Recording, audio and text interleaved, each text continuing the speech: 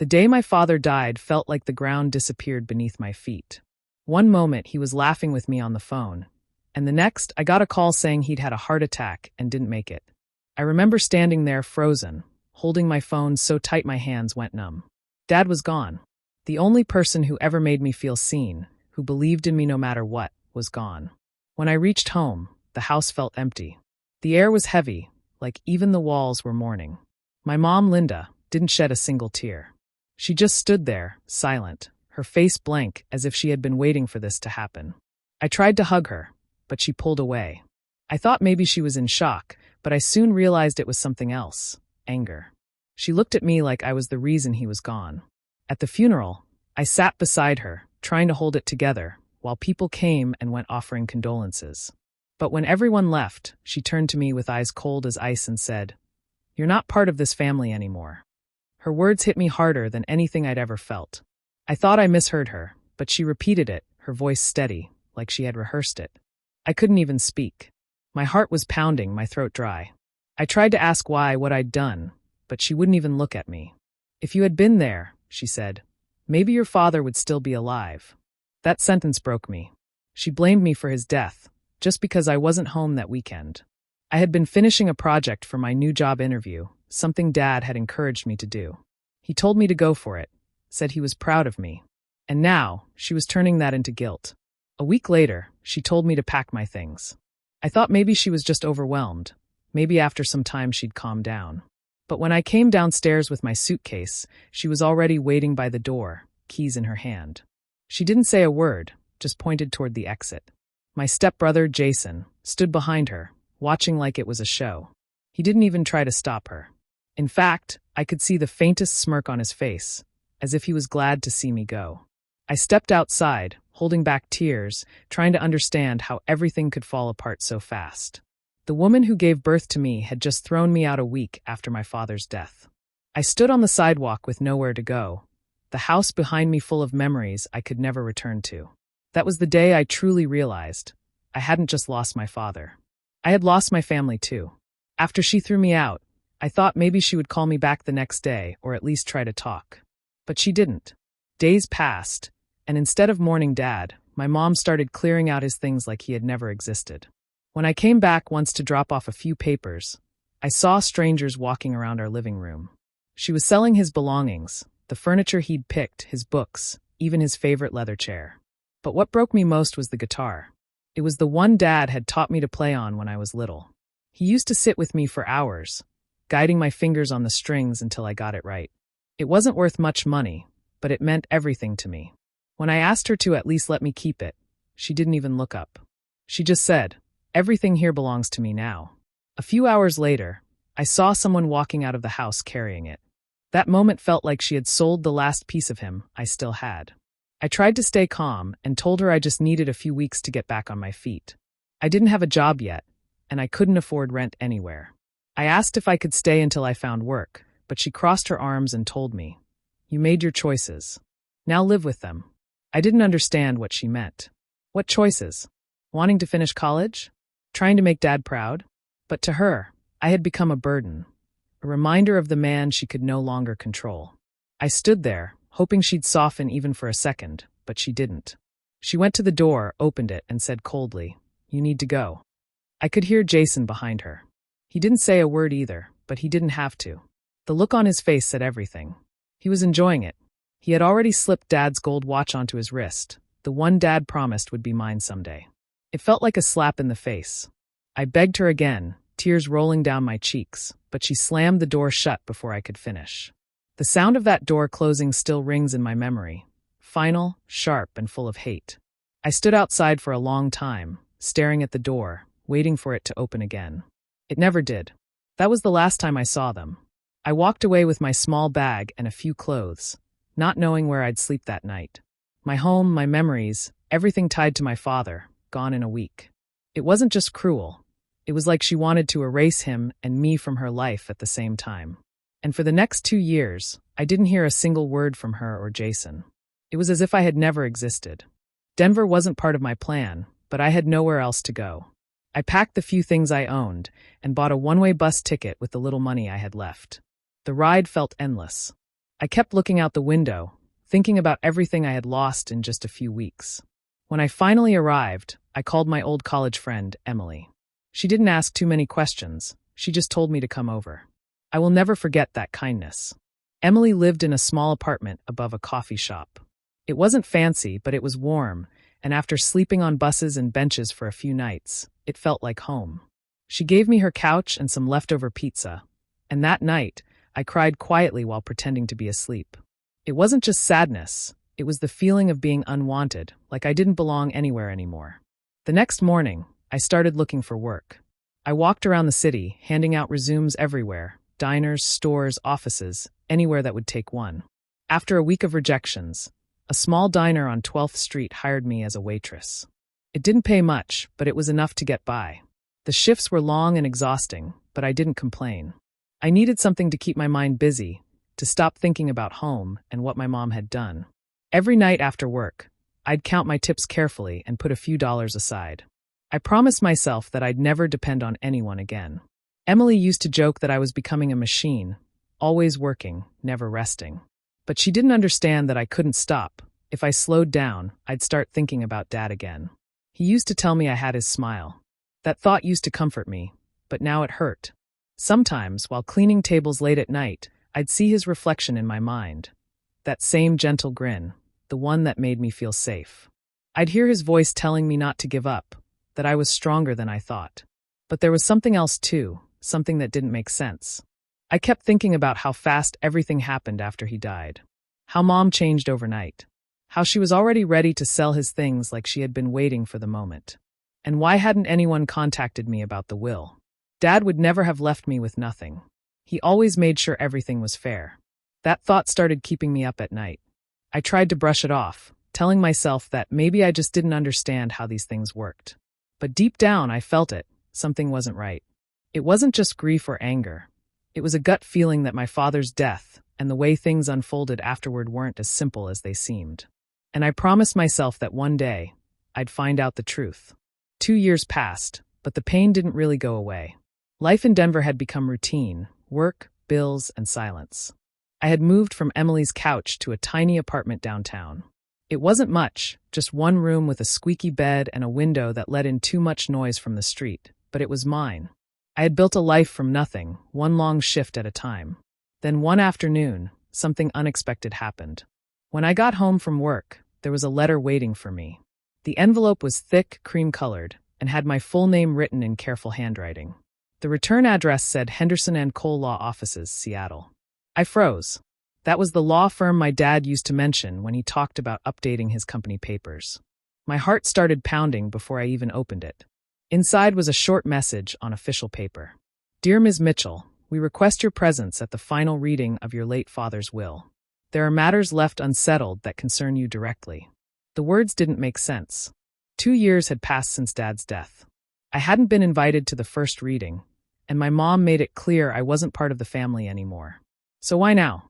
I sat on the edge of my bed, holding the letter for what felt like hours. My mind went in circles. Was this a mistake? Or some cruel trick? My first thought was that Linda had probably found another way to humiliate me. Maybe she wanted to remind me that I still didn't belong. But then another thought hit me. What if it wasn't her? What if this was something Dad had arranged himself? The lawyer had written final reading, which meant there had been another one before this. My mom must have kept it from me. I remembered the way she avoided my questions after the funeral and how fast she moved to sell everything. Maybe there was more she hadn't told me. I turned the letter over and over in my hands, reading it again and again. The more I read it, the heavier my chest felt. I almost tore it up. Part of me didn't want to go back to that town, to that house full of painful memories. But something deep inside whispered, "Go." I didn't know what I would find there. Maybe it would be nothing, maybe another rejection, or maybe, finally, the truth. I folded the letter carefully, slipped it into my bag, and took a deep breath. For 2 years, I had buried my past to survive. But that letter reminded me that not everything had been settled. Something was waiting for me, something my mother never wanted me to know. That night, I booked a one-way ticket to Seattle. Whatever was hidden in that will, I was finally ready to face it. The bus ride back to my hometown felt heavier than I expected. Every turn of the road brought back memories I had tried so hard to forget. The fields, the small gas station, the sign with the town's name. Everything looked the same, yet it all felt unfamiliar. It was like stepping into someone else's past. My stomach tightened as the bus neared my old neighborhood. I hadn't been back in 2 years, but part of me still hoped that maybe it wouldn't hurt this much. When I got off and started walking toward our old house, my heart raced. The yard was still trimmed, the white fence still standing, but it looked colder somehow, lifeless. Even the flowers my dad used to plant along the porch were gone. I stopped at the gate for a moment, trying to breathe. This was once my home, but now it felt like enemy territory. Linda opened the door before I could even knock. She was dressed like she was expecting company. Perfect hair, perfect makeup, the same icy stare. For a second, I thought she might soften, but then she smiled that fake, tight smile I'd always hated. "Well," she said, "look who decided to come back." Her tone was sweet, but her eyes said something else, that I wasn't welcome. Jason appeared behind her, taller than before, wearing a designer jacket and a watch I immediately recognized, Dad's watch. The one that used to sit in the drawer beside his bed. The one he promised he'd give me on my college graduation day. Seeing it on Jason's wrist made my blood boil, but I kept my face calm. Linda folded her arms and looked me up and down. "Don't expect a dime," she said quietly, her smile turning sharper. "He left you nothing." She wanted to hurt me before I even walked in. I didn't respond. I just stood there, meeting her gaze without a word. It was strange. 2 years ago, her words would have shattered me. But this time, I didn't flinch. I had the letter from the lawyer tucked in my bag, and deep down, I knew she was lying. She looked uncomfortable when I didn't react. Jason shifted awkwardly, pretending to scroll through his phone, but I could tell he was watching me. I asked politely if they'd be at the lawyer's office later that day, and Linda's face stiffened. "Of course," she said, her voice tight.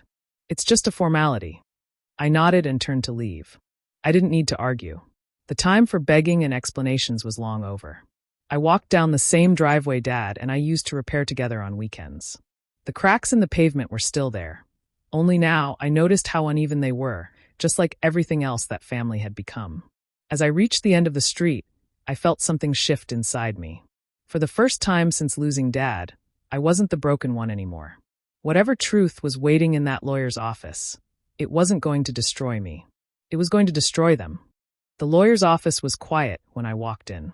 The walls were lined with books, and the smell of coffee mixed with old paper filled the room.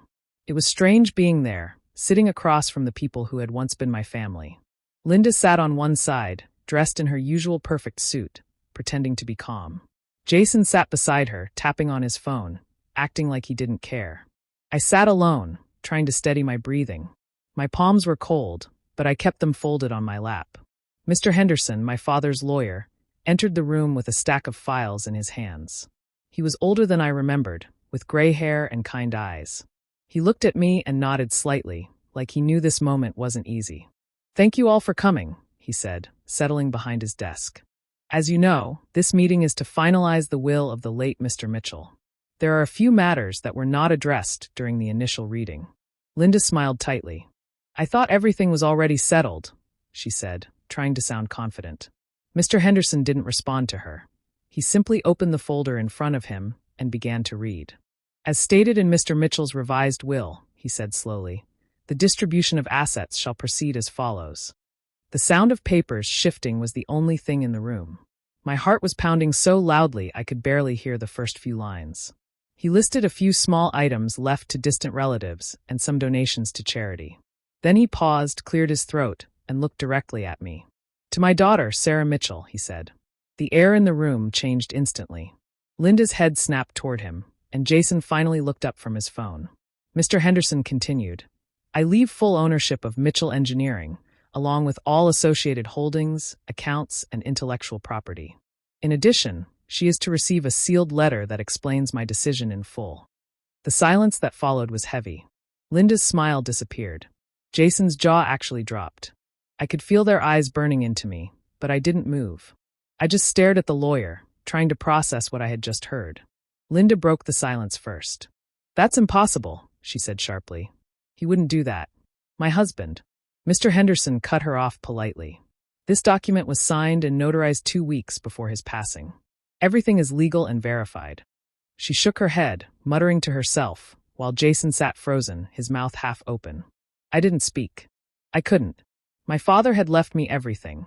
The company she thought she controlled, the business she had probably already claimed as her own. When the lawyer handed me a small envelope, sealed and marked with Dad's handwriting, my hands trembled. Seeing his name again brought back everything. The love, the loss, the betrayal. I slipped the envelope into my bag without opening it. For once, I didn't need to defend myself. The truth was finally speaking for me, and it had just taken everything away from them.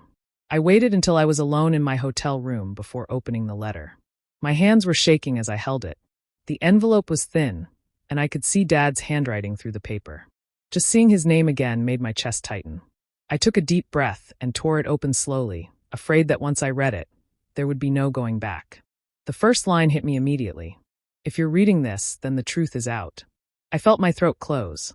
His handwriting was a little uneven, like he'd written it in a hurry, but it was still his, neat, careful, the same way he used to write notes for me before school. I could almost hear his voice. He wrote that before his death, he had found something that changed everything. He discovered that Linda had been secretly taking money from the company for years. Money that was meant to go into the employees' pension fund. He said he'd noticed missing amounts during audits and decided to look deeper. When he traced the accounts, he found the transfers. Large sums quietly sent to a personal account under her name. He wrote that he felt betrayed, not just as a husband, but as a man who built his company from nothing. He said he couldn't believe she'd done it, and even worse, she had involved Jason to cover her tracks. He hadn't confronted them right away because he wanted to be sure. But before he could take legal action, his health started to decline. He wrote that he didn't know how much time he had left, so he rewrote his will to protect me, the only person he trusted completely. I had to stop reading for a moment. My eyes were full of tears, but they weren't just from sadness. They were from anger, guilt, and something like relief. All those years, my mother made me feel like I didn't deserve anything, like I was the reason everything fell apart. But now I knew the truth. It was her lies, her greed, that had caused it all. Dad's words were steady even when they talked about pain. "Sarah, you were always my light," he wrote. "You reminded me that goodness still exists even when people change. I know your mother will not forgive me for this, but I had to make things right before I go." He ended the letter with a line that stayed with me. "Don't seek revenge. Seek peace, but never let them take what's yours again." I read that line over and over until it felt like it was carved into me. I folded the letter carefully and held it against my chest. He had known everything all along, and he still believed in me. The truth didn't erase the pain, but it gave me strength. I wasn't just a forgotten daughter anymore. I was my father's choice, and for the first time in years, that meant something. When I went back to the lawyer's office the next day, I thought things would be calm. I was wrong. Linda and Jason were already there, sitting across from Mr. Henderson's desk. The moment she saw me walk in, her face twisted in anger. She didn't even wait for the lawyer to speak. "You did this," she snapped. "You forged that will." Her voice echoed through the room, sharp and full of rage. I didn't say anything. I just sat down and placed Dad's letter on the table. I could feel her eyes burning into me, but I stayed calm. Mr. Henderson sighed and opened his folder again. "Mrs. Mitchell," he said patiently, "everything in this will is legal and verified. Your husband signed it in my presence." She slammed her hand on the table. "That's impossible. He would never leave the company to her. She manipulated him. She's lying." She turned toward Jason, waiting for him to back her up, but he looked down instead. For the first time, he didn't look confident. Mr. Henderson spoke again, his voice firm. "Before you make any more accusations, you should know your husband also left behind evidence." He pulled out another folder, this one thicker, filled with papers. "These are bank statements, emails, and transaction records showing transfers from Mitchell Engineering's pension account to your personal account. Every document is signed with your name." Linda froze. Her mouth opened, but no words came out. She looked at the papers like they were poison. Mr. Henderson continued, "Your husband discovered this before his passing. He changed his will to protect the company and his daughter." Jason shifted uncomfortably. He whispered, "Mom, is this true?" His voice cracked, and that was when she completely lost control. She stood up so fast her chair fell backward. "He's lying. They're both lying. You think I'd steal from my own husband?"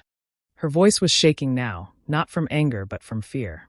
Mr. Henderson stayed calm, sliding another sheet forward. These emails came from your account. They include instructions you gave to move company funds. I'm afraid this is undeniable." She looked at me then, eyes full of hate. "You think you've won, don't you? You took everything from me." Her voice was breaking, and her hands were trembling. I didn't respond.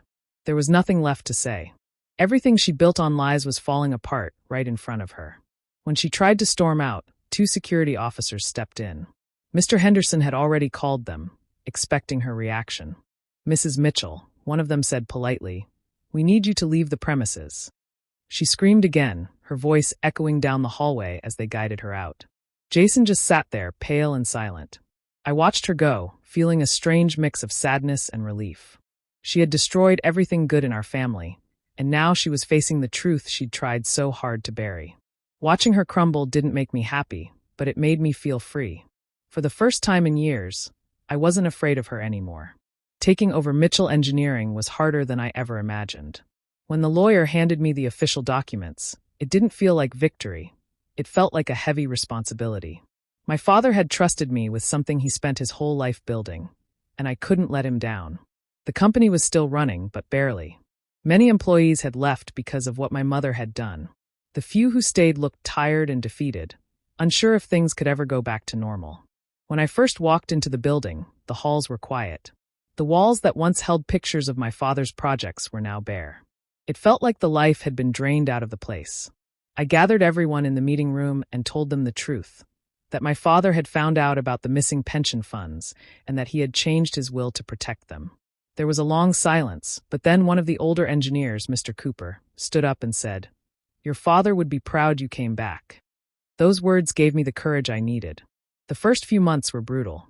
There were debts to pay, contracts to rebuild, and a damaged reputation to fix. Some clients didn't want to work with us anymore because of the scandal. I spent long nights going through files, making calls, and visiting old partners to convince them that things were different now. I promised them transparency, honesty, and respect, everything my father had stood for. Slowly, things began to change. The same employees my mother had betrayed became my biggest supporters. They stayed late with me, helping clean up the mess she left behind. We worked weekends, shared cheap takeout, and pushed through long meetings. It wasn't easy, but there was a sense of unity that hadn't been there before. For the first time in years, Mitchell Engineering started to feel alive again. Every time I signed a new contract or saw a project completed successfully, I thought of Dad. He used to tell me that leadership wasn't about control, it was about trust. I finally understood what he meant. I didn't run the company to prove anything to my mother. I did it to honor him.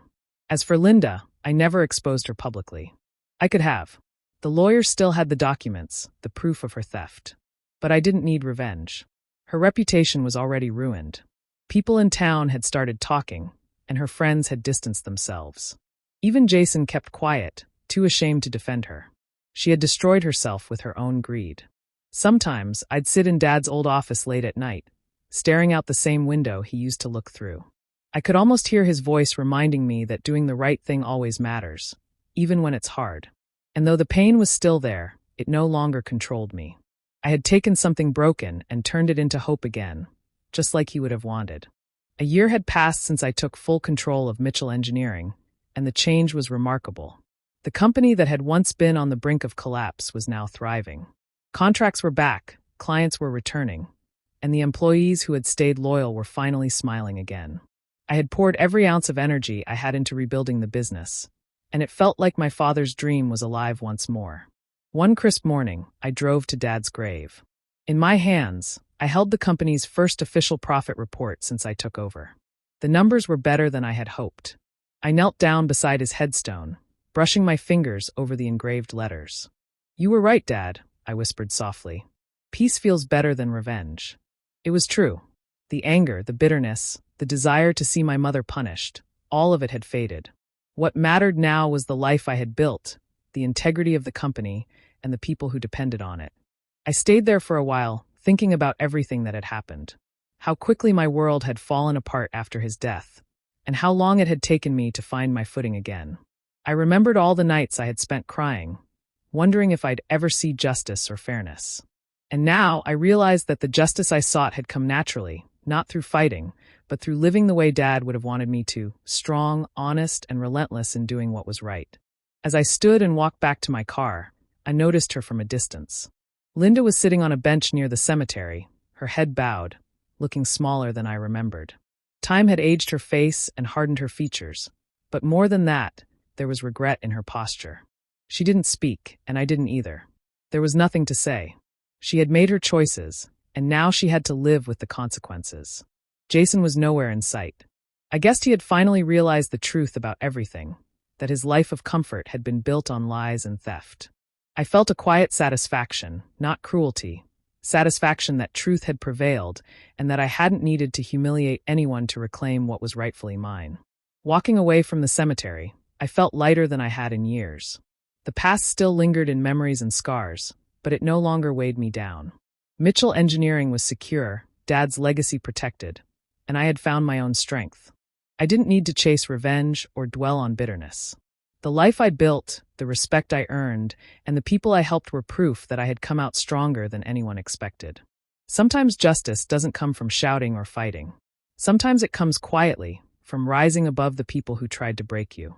And as I drove away from Dad's grave, I knew that finally, I had found peace, real peace, the kind that lasts.